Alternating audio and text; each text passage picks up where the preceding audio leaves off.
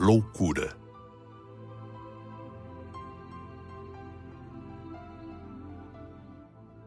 Impressionante e realmente fascinante é o cérebro humano. Residência central da alma, arquivo do nosso passado, nascedouro de toda a criatividade humana, sede de toda felicidade e alegria, quando isento de conflitos. Mas a maioria de nós não faz outra coisa senão deteriorar a capacidade mental através da deturpação das forças e energias que recebe da bondade divina. É um fato corriqueiro, que muito pouco nos chama a atenção. E quando chegamos a vê-lo acontecendo com nossos irmãos, procuramos as causas dessas infelicidades e dores em agentes externos, como as anomalias físicas ou na ignorância de nossos irmãos obsessores. Dificilmente paramos para pensar que o caminhar da natureza cósmica é no sentido do aperfeiçoamento de todas as suas manifestações, incluindo também o homem. Mas quase nunca o homem olha para dentro de si e reconhece que é em si mesmo que reside a fonte de seus próprios males e infortúnios. Meditando sobre esses fatos, iniciei a aula teórica em que estudamos o cérebro humano. Vimos que o cérebro físico é idêntico ao perispiritual. Numa aula difícil, estudamos as partes do cérebro e seus respectivos nomes. Montamos um cérebro de plástico para termos a real ideia de como é formado. Impressionante e maravilhoso é o cérebro humano. Aprendemos os nomes complicados das doenças que o atingem e seus sintomas. Vimos filmes sobre doenças mentais e também sobre doentes. Estudamos e vimos a loucura sem a obsessão. O motivo por que a obsessão é a causa de muitas doenças e loucuras, estudaríamos posteriormente. As doenças mentais são quase todas de origem espiritual. Estão ligadas a um passado cheio de erros. Muitos doentes recordam, total ou parcialmente, de forma confusa, existências anteriores que perturbam o cérebro, e este, predisposto a adoecer pelas muitas maldades que fizeram, não consegue se equilibrar. Recordações do passado não prejudicam pessoas equilibradas e que já quitaram suas dívidas ou o karma negativo. Tivemos uma aula interessante na qual aprendemos a nos concentrar em outras mentes e saber o que estão pensando ou o que está se passando. Aprendemos para ajudar. Só podemos ler com a permissão de quem estamos pesquisando, ou quando este está muito necessitado de ajuda. A mente perturbada é fácil de ler, porque seus pensamentos estão fixos em determinado assunto. Claro que só com essas aulas não iríamos sair lendo pensamentos, mas era um início. Para desenvolver esse processo com perfeição, leva-se tempo e é necessário prática. Este estudo serviria apenas para ler os pensamentos dos doentes e ajudá-los. Temos que nos concentrar na mente do outro e o que ele pensa vem à nossa mente. No começo, líamos de forma incerta, pedaços somente. Depois, com o treino, fomos nos aperfeiçoando. De desencarnado para desencarnado é mais fácil. Depois, aprendi a ler a mente dos encarnados, mas só faço isso para uma ajuda, nunca por curiosidade. Depois, como já disse, a mente perturbada é mais fácil. Em doentes mentais, os pensamentos são sempre muito confusos. Na aula prática, fomos ao Hospital da Colônia. Os doentes perturbados ficam no hospital em alas separadas. Dentro dessas alas ainda são isolados, dependendo de seu estado. Esses socorridos, é claro, não estavam obsediados, mas muitos tinham sido quando encarnados. Visitamos primeiramente os que se encontravam já em recuperação. A enfermaria é grande, com muitas janelas, leitos, cadeiras, algumas mesas com flores, quadros na parede e cortinas nas janelas. Era uma enfermaria feminina. As doentes usam roupas brancas, vestidos ou conjuntos de calças compridas e camisas. A primeira impressão que se tem é que estão bem, não têm dores, mas em algumas os olhos são um tanto parados. Em outras, inquietos. Umas falam muito, outras são quietas. Receberam-nos bem, gostam de conversar e falar de seus problemas. Recebemos orientação e permissão para tentar pôr em prática o que aprendemos sobre a leitura da mente. Fomos até lá para conversar com as doentes, tentar ajudá-las com conselhos, dar passes e convidá-las a orar conosco. Fui conversar com uma mocinha que parecia estar com 15 anos, mas tinha 23. Você quer me escutar mesmo? Interrogou-me. Posso contar minha vida a você? Claro que pode. Fale o que quiser, respondi. Eu era uma boa moça, ou todos pensavam que era. Honesta e trabalhadeira, ajudava minha mãe viúva a costurar para as freguesas.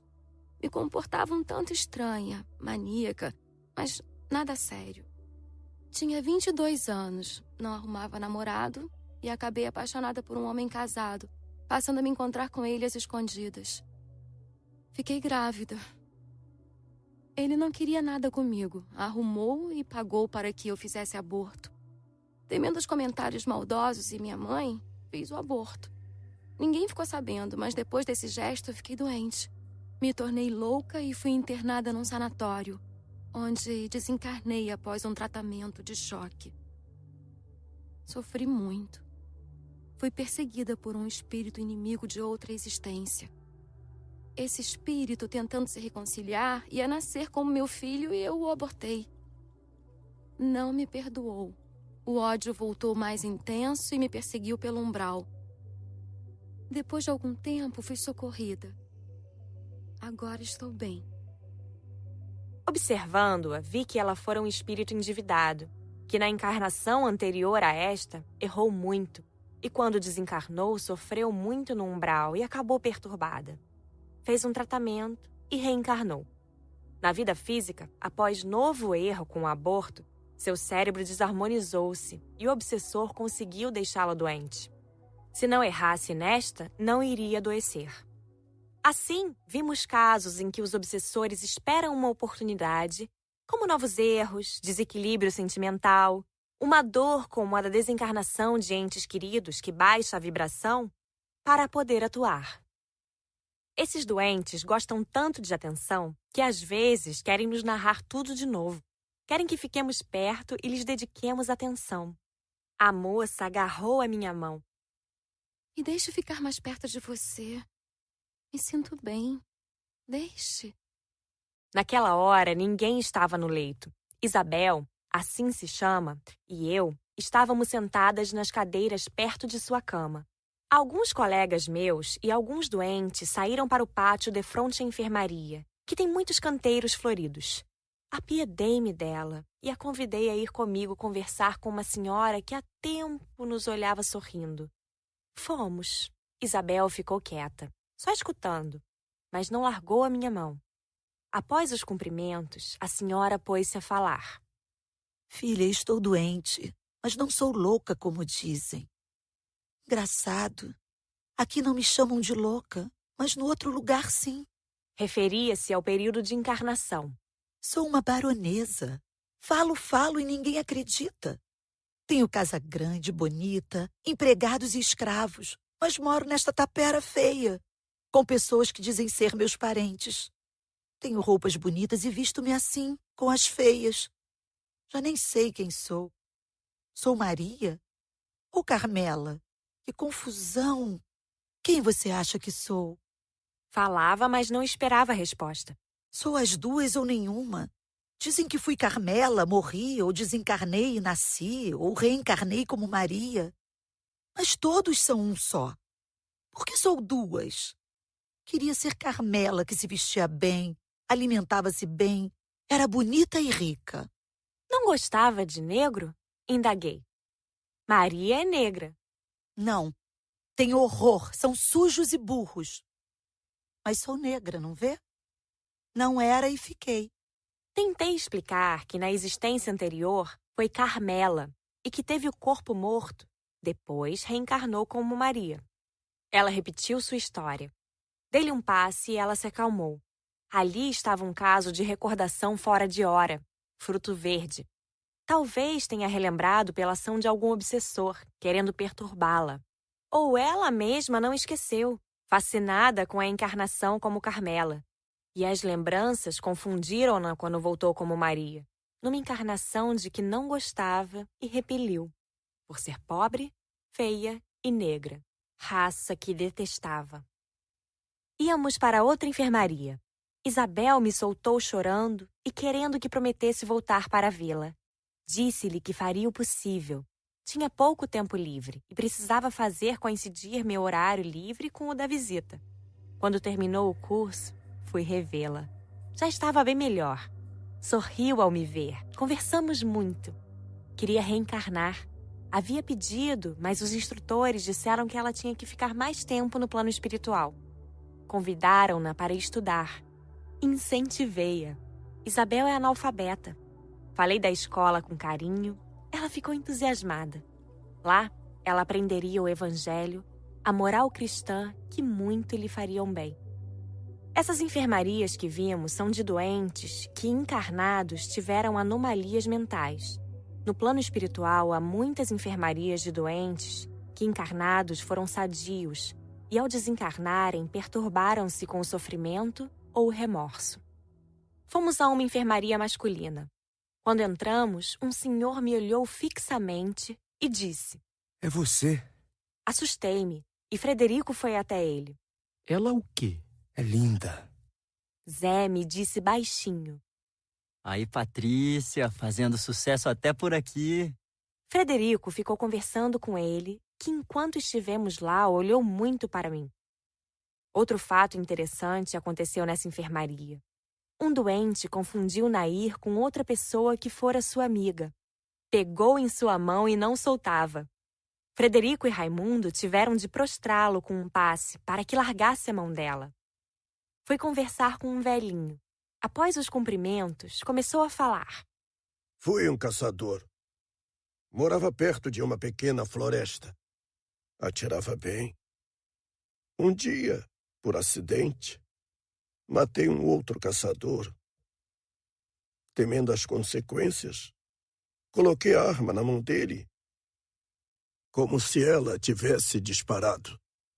Deu certo, e o fato foi dado como acidente ou suicídio.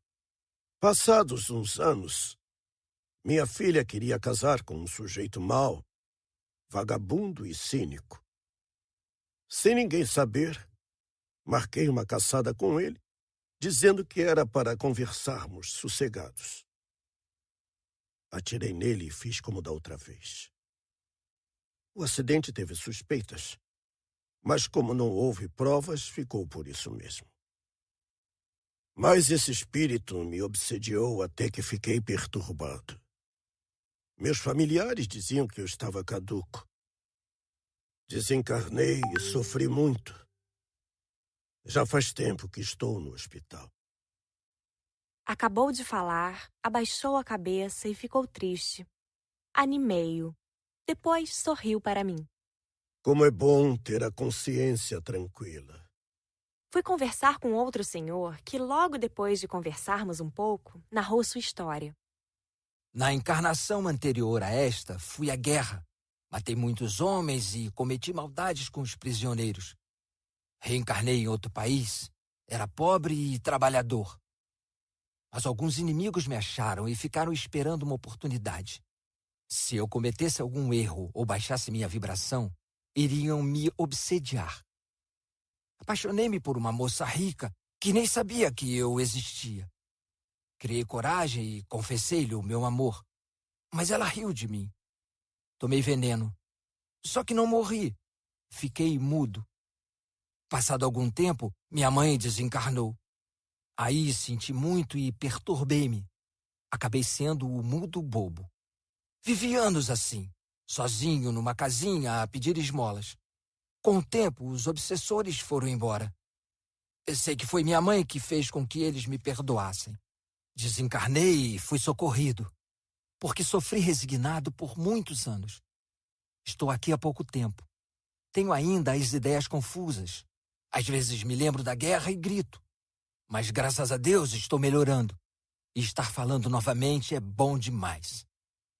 Chegou a dormir quando recebeu o passe. Fomos ver os que dormiam em pesadelos. Formamos equipes de 5 para dar passes em cada um deles. Ao orarmos, às vezes víamos seus pesadelos. Uma senhora sentia a falta de seu obsessor a quem estava ligada pelo ódio e pela paixão. Queria-o e chamava-o sem parar. Um enfermeiro nos disse que o espírito que a obsediara ficou no umbral. Não quis socorro. Ele sente chamá-lo? Indagou Laís ao enfermeiro. Não, a distância é grande e as vibrações muito diferentes. Lemos os pesadelos de um senhor que teve a tara do sexo e, para se satisfazer, matou 2 crianças. Vimos também uma senhora que matou afogada uma criança, menina de 2 anos, para vingar-se da patroa. Ninguém descobriu e deram o fato por acidente. Mas um dia o remorso veio e ela passou a sofrer muito. Tudo muito triste de ver. Erros, remorsos e sofrimentos podem perturbar alguém e, quando encarnado, pode vir a ter uma das doenças mentais como reação. Viemos à Terra por poucas horas e fomos visitar um sanatório. Desta vez, viemos só para ver casos de loucura sem obsessão. Nossas visitas ajudam os doentes. Fazemos círculos de oração e damos passes. Quase sempre esses doentes manifestam suas doenças quando cometem erros. Sentem uma dor maior, têm que enfrentar as responsabilidades ou são acolhidos por acontecimentos desagradáveis. Vimos nesses encarnados as doenças de que eram portadores e seus sintomas. Não tivemos muito que debater na aula de conclusão. Só Luiz perguntou: As doenças mentais são hereditárias? A hereditariedade pode dar aos indivíduos as tendências físicas, mas quase sempre reencarnam com espíritos afins, e tantas vezes quanto as que participam de erros em conjunto. Pode ser que tenham errado juntos, e por isso resgatam juntos. Quando o espírito se equilibra, o cérebro físico também será equilibrado. Foi bom para todos nós esse estudo.